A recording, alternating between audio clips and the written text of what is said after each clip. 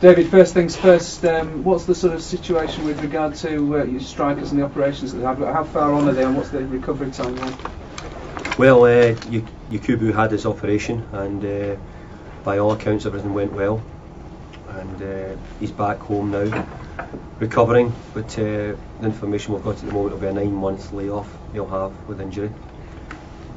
James Vaughan has gone to Colorado and the doctor had a broken arm and hasn't been able to operate for his own personal reasons, so James Vaughan at the moment has not been operated on, and we're waiting now on a solution to that just now.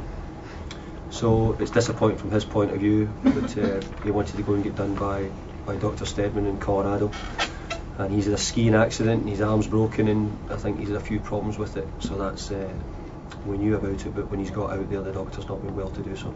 And as far as Louis Saha's concerned, are you thinking he might be fit again for next week? I think there's a chance. I don't think he's as bad as we first feared. He got scanned and it was a grade 1 injury, so it looks as if it maybe not as bad, but with hamstrings you're always careful about coming back too early in case you re-damage it, but I don't think it's a serious injury and hopefully won't keep him out too long. And as far as Victor's concerned, I mean, is he fully fit now? Because wasn't there a suggestion that he had a slight hammy a couple of weeks ago? Well, Victor's actually been carrying a back injury, which he's been getting treatment on, but well, we can't afford any more to be injured. That's what happens. People are going to have to play, and if they're injured, they might have to play. That's the situation. So, but Victor seems okay at this moment in time. Sunday's match, a lot of people would say it's two teams sort of potentially vying for that 4th Champions League spot. Would you go along with that?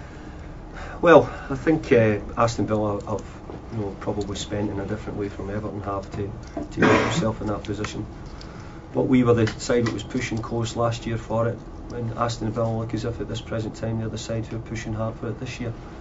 They're a good side, they've got exciting young players, and they'll be feeling quite good about themselves and what they've got for the future.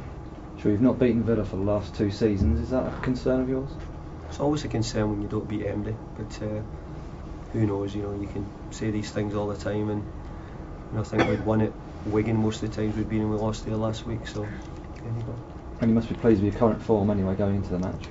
Yeah, apart from that game we mentioned, I think we've played okay. I thought Tottenham was probably our best performance of the season so far, coupled with the win. It's given us a bit of confidence. And hopefully this, coming into the period we're in it just now, the games we've got some hard games coming up that will help us with those games.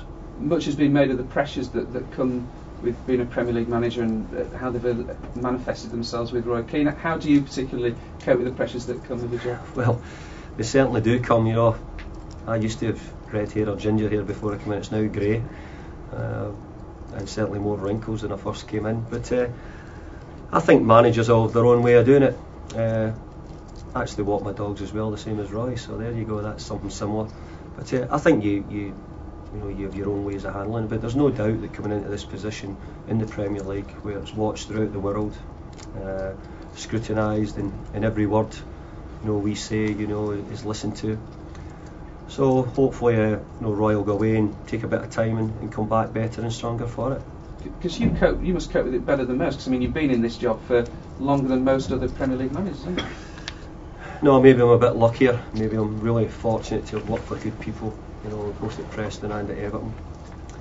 And it's good. And I get there's lots of support out there. The LMA are terrific for the managers. If they need help at any time, they're always available to help them in lots of ways. So hopefully Roy will, as I said, take a little bit of time out and come back better for it.